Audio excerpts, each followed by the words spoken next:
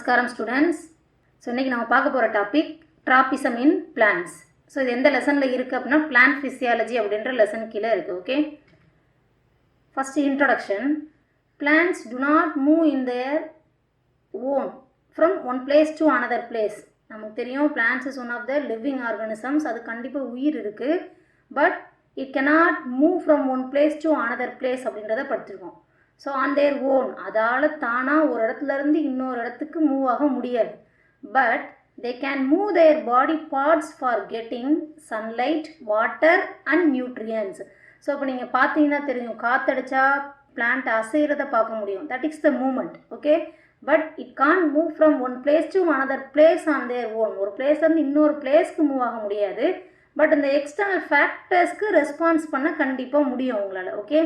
So they are sensitive to external factors like light, gravity, temperature and etc. Okay? So இந்த movement பத்தி தான் இந்த லெசன்ல பார்க்க போறோம். Okay? Next, types of plants movement. So there are two types of plants movement, tropic movement and nastic movement. Okay? First, what is tropic movement and what is nastic movement? Tropic movement na enna, nastic movement na enna அப்படின்றத பார்க்க போறோம். First, tropic movement. Tropism is a unidirectional movement of a whole or part of a plant towards the direction of stimuli. First, நீங்க தெரிஞ்சுக்க வேண்டிய word stimuli அப்படினா என்ன, அதுக்கு meaning என்னன்றத ஃபர்ஸ்ட் தெரிஞ்சுக்கணும். Stimuli அப்படின்றது இங்க ப்ளூரல் ஃபார்ம்ல கொடுத்திருக்காங்க. Stimulus அல்லது stimulate பண்றது அப்படினு படிச்சிருக்கோம். Stimulate பண்றது என்னதுன்னா அப்படினா என்ன அப்படினா தூண்டி விடுறது. ஒரு வேலை நடக்குது அப்படினா அதை தூண்டி விடுவோம் பாத்தீங்களா? இப்போ நீங்களே இருக்கீங்க அப்படினா படிக்க சொல்லி நாங்க ஸ்டிமுலேட் பண்ணுவோம் பாத்தீங்களா? நாங்க தூண்டி விட்டா நீங்க படிப்பீங்க. ஸோ அந்த மாதிரி ஒரு சின்ன ஒரு விஷயம் நடக்கணும் அப்படின்னா நம்ம எக்ஸ்டர்னலாக ஒரு ஸ்டிமுலேட் கொடுக்கணும், ஒரு ஸ்டிமுலஸ் கொடுக்கணும். ஸோ அதுக்கு பேர் தான் ஸ்டிமுலேஷன் அப்படின்னு சொல்லுவோம். ஸோ இங்கே என்ன நடக்கும் அப்படின்னா tropism is a unidirectional movement of a whole or part of a plants towards the direction of stimulus. So இந்த ஸ்டிமுலஸ் யார் மூலமாக நடக்கும் அப்படின்னா by external factors. External factors என்னெல்லாம் பார்த்தோம்?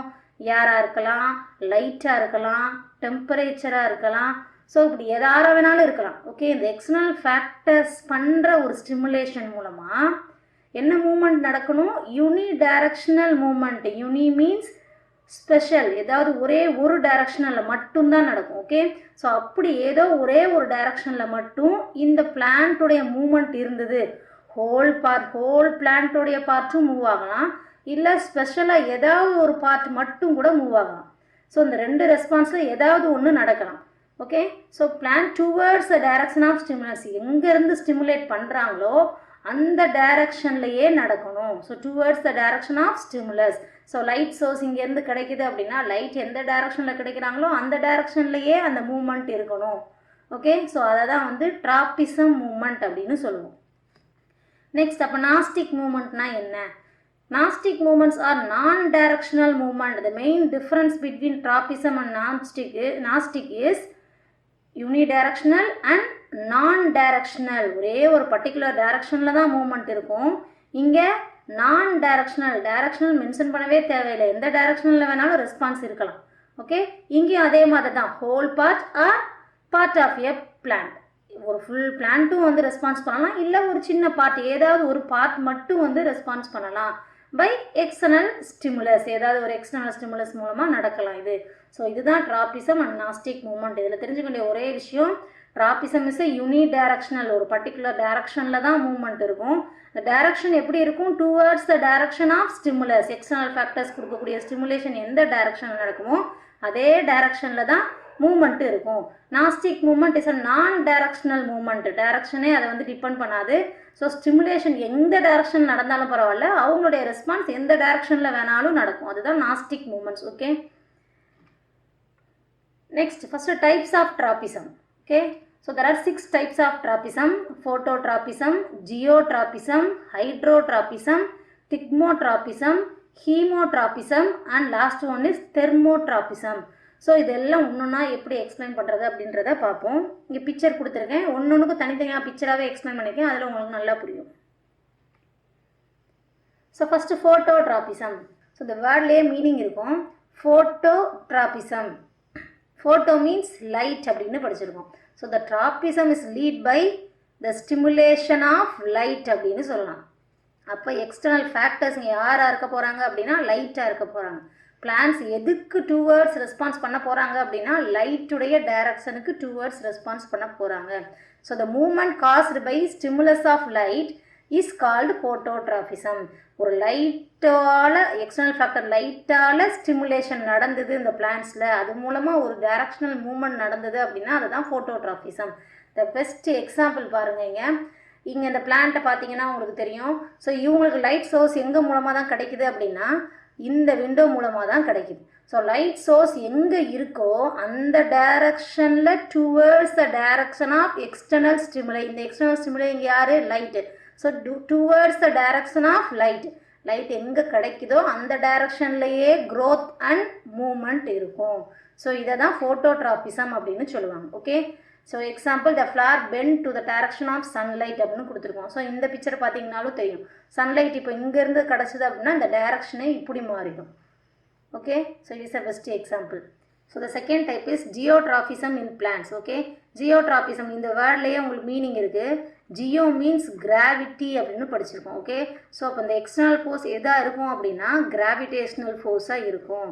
So the plant response the stimulus of gravity or gravitational force. Okay, இந்த gravitational forceக்கு இந்த plant உடைய movement respond பண்ணுவாங்க. So the movement that follows earth gravitational force is called geotropism. So that geotropism divided into two types, positive geotropism, negative geotropism. So what is positive? Geotropism movement that its direction is downwards. So gravitational ஃபோர்ஸுடைய டைரக்ஷன்லேயே இருந்தது அப்படின்னா அது positive geotropism. So அதுக்கு opposite டைரக்ஷனில் movement இருந்தது, பிளான்ட்டுடைய பார்ட்டுடைய moment இருந்தது அப்படின்னா அது நெகட்டிவ் ஜியோட்ராபிசம். ஸோ இதே மாதிரியே நம்ம வந்து ஃபோட்டோட்ராபிசம் படித்தோம் பார்த்தீங்களா, அதுலேயுமே பாசிட்டிவ் அண்ட் நெகட்டிவ் ஃபோட்டோட்ராபிசம் படிக்கலாம். ஸோ இதில் ரூட்டோடைய டைரக்ஷன் பார்த்தீங்க அப்படின்னா opposite direction to the light அப்படின்னு சொல்லணும். பட் ஸ்டெம் அண்ட் ஃப்ளார் அதெல்லாம் பார்த்தீங்க அப்படின்னா it towards the direction of light.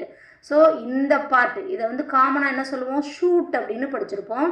So under கிரவுண்டில் இருக்கக்கூடிய பார்ட்டு ரூட் அப்படின்னு படிச்சிருப்போம். So this root is negative phototropism, shoot is positive phototropism அப்படின்னு சொல்லலாம். ஸோ அதே மாதிரி தான் ஜியோட்ராபிசம்லையும். So this direction is towards the down direction. It is equal to the gravitational force direction. So it is a positive geotropism root. Okay, so shoot is a negative geotropism. So geotropism movement that is direction is upwards. Next, hemotropism. So இதுலயும் இந்த வேர்ட்ல இருந்தே உங்களுக்கு meaning தெரியும். Haemo means chemical அப்படின்னு அர்த்தம். So the plant responds to the stimulus of chemical substances. ஏதோ ஒரு chemical சப்ஸ்டன்ஸுக்கு பிளான்ட்டுடைய மூமெண்ட்டு ரெஸ்பாண்ட் பண்ண போகிறாங்க. So the movement that is caused by chemical substances stimulus. Okay, for example the movement of root towards the fertilizer in the soil. So இது ஒரு first example. So என்னன்னு பார்த்தீங்க அப்படின்னா நம்மளுடைய பிளான்ட்டுடைய ரூட்டுடைய மூமெண்ட் எப்படி இருக்கும் நார்மலாக அப்படின்னா சாயிலில் ஃபெர்டிலைசர் எங்கெல்லாம் அதிகமாக கிடைக்கிறாங்களோ, அதுக்கு ஒரு உரம் எங்கெல்லாம் நல்லா கிடைக்குதோ அந்த ஃபெர்டிலைசருக்கு பார்த்து தான் டுவர்ட்ஸ் த ரூட்டுடைய க்ரோத் இருக்கும். ஓகே, ஸோ இங்கே க்ரோத் வந்து எதை டிபெண்ட் பண்ணி இருக்குது, எதுக்கு ரெஸ்பான்ஸ் பண்ணுறாங்க அப்படின்னா the fertiliser is a chemical substance for to help the growth of the plant அப்படின்னு சொல்லலாம். ஸோ அந்த ஃபெர்டிலைசருக்கு ரெஸ்பாண்ட் பண்ணி அதோடைய டைரக்ஷன்லேயே அவங்களுடைய க்ரோத் அண்ட் மூமெண்ட் இருக்கும். So it is a first example. Second example is conversion of flower into fruit. ஃப்ளார்ல இருந்து ஃப்ரூட்டை change ஆகக்கூடிய கண்டிஷனில் the growth of pollen tube down the style during fertilization movement. So இந்த பார்ட்டை தான் ஸ்டைல் அப்படின்னு சொல்லுவோம். நம்ம படிச்சிருக்கோம், இந்த பார்ட்டு உள்ளே இருக்கக்கூடிய பார்ட்டை தான் ஸ்டைல் அப்படின்னு சொல்லியிருப்போம்.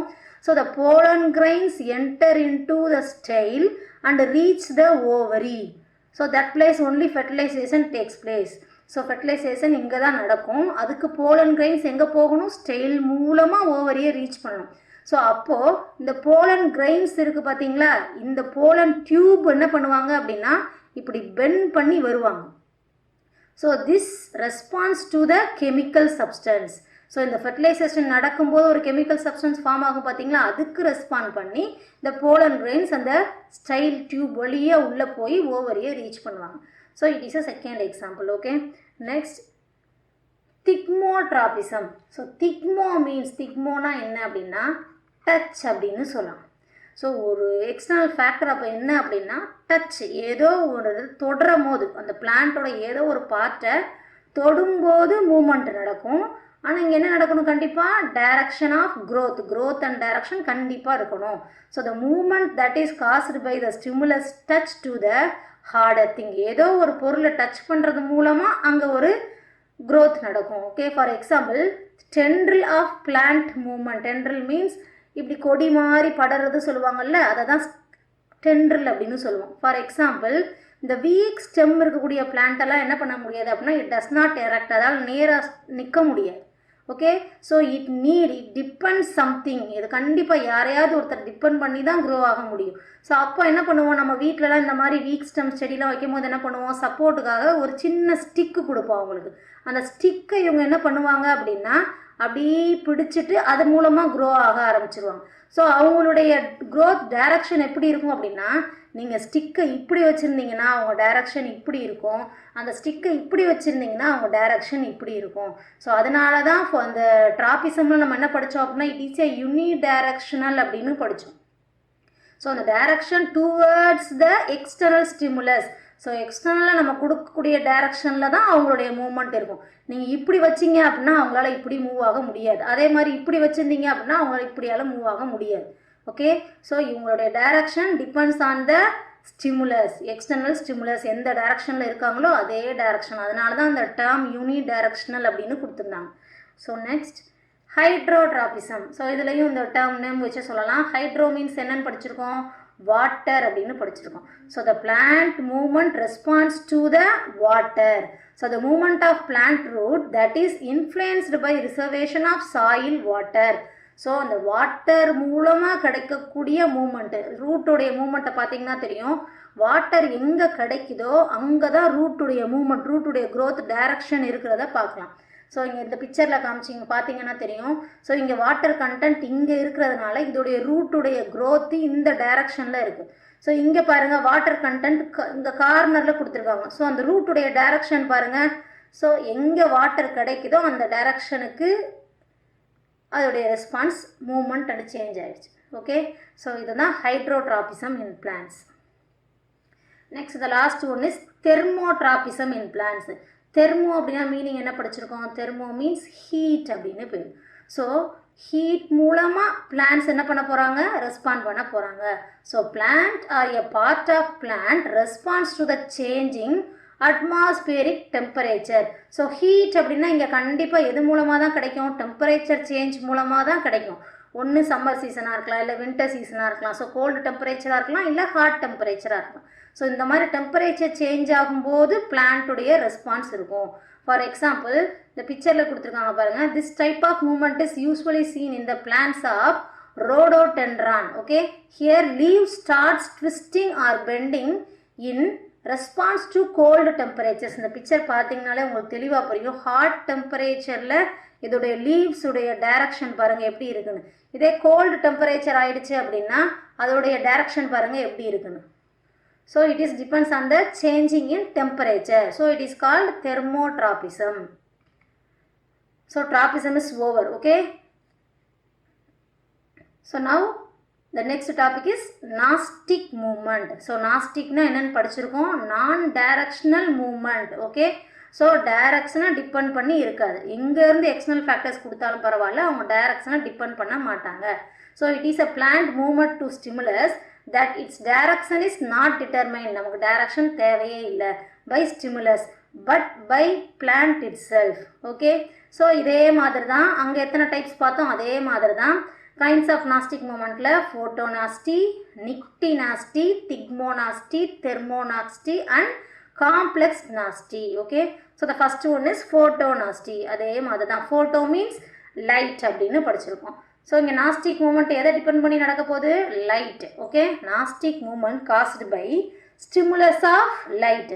ஸோ இங்கே என்ன பார்த்தோம், நம்ம டைரக்ஷனை டிபெண்ட் பண்ணி இருக்க மாட்டாங்க அப்படின்னு பார்த்தோம். So example, the opening of Mirabilis jalapa அப்படின்றது ஒரு பிளான்ட்டுடைய binomial name. Okay, flower at certain time. So இந்த பிளான்ட்டுடைய ப்ளூமிங் இருக்கும் பார்த்தீங்களா, அந்த ஃப்ளவருடைய மலரக்கூடிய ப்ளூமிங் இருக்கும் பார்த்தீங்களா, அது எப்போ நடக்கும் அப்படின்னா லைட் சோர்ஸ் இருந்தால் தான் நடக்கும். ஓகே, ஸோ இதுதான் ஃபோட்டோனாஸ்டிக் மூமெண்ட். ஆனால் லைட் எந்த டைரக்ஷன்லேருந்து வந்தாலும் இந்த ப்ளூமிங் நடக்கும். இந்த டைரக்ஷன்லேருந்து வந்தால் பிளான்ட்டுடைய டைரக்ஷனில் ஃப்ளவருடைய டைரக்ஷன் இப்படி தான் இருக்கும் அப்படின்னு கிடையாது. ஸோ நார்மலாக அவங்க எந்த டைரக்ஷனில் வேணாலும் ஃப்ளவர் இருப்பாங்க, பட் லைட் இருந்தால் இந்த ஆக்ஷன் நடக்கும். So that is called nastic movement, photonastic movement. So next movement is nyctinastic. ஃபோட்டோவுக்கு அப்படியே ஆப்போசிட் நிக்டினாஸ்டிக். இப்போ ஃபோட்டோனா என்னது, லைட். அப்போ நிக்டினா என்னவா இருக்கும், opposite term dark. So dark கண்டிஷனில் இந்த ரெஸ்பான்ஸ் நடக்கும். So nastic movement caused by dark condition. For example, the closing of compound leaves of Leucaena leucocephala. Okay, இதுவும் binomial name, இந்த plant, the tree ஓட binomial name. ஸோ இவங்க night டைமில் பார்த்தீங்க அப்படின்னா, நைட் டைமில் கூட இல்லை, ஒரு ஆஃப்டர் 6 o'clock or 7 o'clock பார்த்தீங்க அப்படின்னா இந்த பிளான்ட்டுடைய லீவ்ஸ் எல்லாமே என்ன பண்ணுவாங்க அப்படின்னா இட் ஃபால்ஸ் டவுன், கீழே. அதாவது அதோடைய லீவ்ஸுடைய டைரக்ஷன் எப்படி இருக்கும் அப்படின்னா கீழ் நோக்கி இருக்கும். ஸோ ரீசன் என்ன அப்படின்னா லைட் இல்லை, டார்க் கண்டிஷனுக்கு இவங்க அப்படி ரெஸ்பான்ஸ் பண்ணுறாங்க. இந்த ட்ரீயை நீங்கள் பார்த்துருப்பீங்க, தூங்கு மூஞ்சி மரம் அப்படின்னு சொல்லுவாங்க, நீங்கள் கேள்விப்பட்டிருப்பீங்கன்னு நினைக்கிறேன். தூங்கு மூஞ்சி மரம்னு சொல்லுவாங்க. அது ஈவினிங் டைமுக்கு மேலே பார்த்தீங்க அப்படின்னா அதோடைய லீவ்ஸ் எல்லாமே டுவர்ட்ஸ் த எர்த். ஸோ அந்த எர்த்தை நோக்கி இப்படி கவுந்து கிடக்கும். இதுவே மார்னிங் டைம் ஆயிடுச்சு அப்படின்னா லைட்டு கிடச்சோன்னே அவங்க என்ன பண்ணிடுவாங்க அப்படின்னா இட் எரெக்ட், அந்த லீவ்ஸ் எல்லாமே அப்படி ஸ்ட்ரைட்டாக சேஞ்ச் ஆகிடும். Okay, so this type is called nyctinasty movement. It only response to the dark condition. So next type is thigmonastic movement. ஏற்கனவே பார்த்தோம், திக்மோ மீன்ஸ் என்னன்னு பார்த்தோம், டச் அப்படின்னு பார்த்தோம். ஓகே, ஸோ இங்கேயும் அதே தான், nastic movement caused by stimulus of touch. Touch பண்ணும்போது இங்கே ஒரு ரெஸ்பான்ஸ் நடக்குது, பட் எந்த க்ரோத்தும் எந்த டைரக்ஷன்லையும் நடக்காது. For example, the closing of Mimosa pudica when touch. Mimosa pudica அப்படின்றது உங்களுக்கு தெரிஞ்ச பிளான்ட்டு தான், தொட்டா சினிங்கி அப்படின்னு படிச்சிருப்போம். Okay, so this sensitive plant it stimulate by touch. நீங்கள் டச் பண்ணிங்க அப்படின்னா அப்படியே ஸ்ட்ரிங்க் ஆகிடும், சுருங்கிடும். கொஞ்ச நேரம் கழிச்சு என்ன பண்ணிடுவாங்க, அவங்க நார்மல் ஸ்டேட்டுக்கு வந்துடுவாங்க. ஓகே, பட் இங்கே எந்த க்ரோத்தும் நடக்காது. அதை தான் நீங்கள் வந்து கரெக்டாக கவனிக்கணும். இதுவே ட்ராபிசமாக இருந்தது அப்படின்னா யூனி டைரக்ஷனல் மூமெண்ட். ஓகே, கண்டிப்பாக அங்கே க்ரோத் நடக்கும். நாஸ்டிக் மூமெண்ட்டில் என்ன நடக்காது, எந்த க்ரோத்தும் நடக்காது. Okay, so next thermonasty. Thermo அப்படின்னா ஹீட்டுன்னு படிச்சிட்டோம். அப்போ இங்கே என்ன நடக்க போகுது, nastic movement that is caused by temperature stimulus. Temperature இருக்கும்போது அதுக்கு அகெயின்ஸ்டாக ரெஸ்பான்ஸ் பண்ண போகிறாங்க, பட் என்ன நடக்காது, க்ரோத் நடக்காது. Okay, for example, tulip flower will bloom if the temperature rises. Okay, temperature எப்போ இன்க்ரீஸ் ஆகுமோ அப்போ தான் அந்த டூலிப் ஃப்ளவருடைய ப்ளூமிங் நடக்கும். So it depends on the temperature, but it is not a growth of plant. இங்கே எந்த க்ரோத்தும் நடக்கிறது இல்லை, ஜஸ்ட் இந்த ப்ளூமிங் ஆக்ஷன் மட்டும்தான் நடக்க போகுது. அதனால தான் இதை நாஸ்டிக் மூமெண்ட் அப்படின்னு சொல்கிறோம், ட்ராபிசம்னு சொல்லலை. Okay, so the last movement is complex nasty movement. Complex means group. Complex அப்படின்னா ஒரு group அப்படின்னு சொல்லுவோம். ஸோ இங்கே என்ன நடக்க போகுது அப்படின்னா nastic movement is done by the group of external factors. ஒரு group of external factors. இது வரைக்கும் என்ன பார்த்தோம், டெம்பரேச்சர் மட்டும் இருக்கும், இல்லை வாட்டர் மட்டும் இருக்கும், அந்த மாதிரி எல்லாம் பார்த்தோம். அப்போ இங்கே என்ன நடக்க போகுது அப்படின்னா group of external factors, more than one factors are involved to the nastic movement. நிறைய ஃபேக்டர்ஸ் இன்வால்வ் ஆகி பிளான்ட்டுடைய ரெஸ்பான்ஸ் நடக்கும். ஸோ அதை தான் காம்ப்ளெக்ஸ் நாஸ்டிக் மூமெண்ட்னு சொல்லுவோம். So nastic movement that is caused by several factors all together. So எல்லாரும் சேர்ந்து அந்த பிளான்ட்டில் ஒரு மூமெண்ட் ஆனது, அதுக்கு பேர் nastic movement. So it does not depends on the growth. இது கண்டிப்பாக க்ரோத் நடக்காது, ஜஸ்ட் ஒரு மூமெண்ட் மட்டும்தான் நடக்கும். For example, the opening and closing of stomata is influenced by light, chemical substance and water. So 3 factors involve ஆறாங்க, light, chemical substance and water. So opening and closing of stomata எப்பெல்லாம் நடக்கும், transpiration அப்படின்ற ஒரு process அப்போ நடக்கும், and photosynthesis அப்படின்ற ஒரு process அப்பையும் நடக்கும். ஸோ இந்த ரெண்டு ப்ராசஸ் அப்பையும் இந்த ஆக்ஷன் நடக்கும். பட் இந்த ஆக்ஷன் யார் மூலமாக நடக்குது? டுகெதர் எக்ஸ்டர்னல் ஃபேக்டர்ஸ் யார் யார்? Light, chemical substance and water. Okay, it combine together to cause this movement. This is called complex Gnostic movement. So this chapter is over. So next chapter I will teach the photosynthesis. Thank you.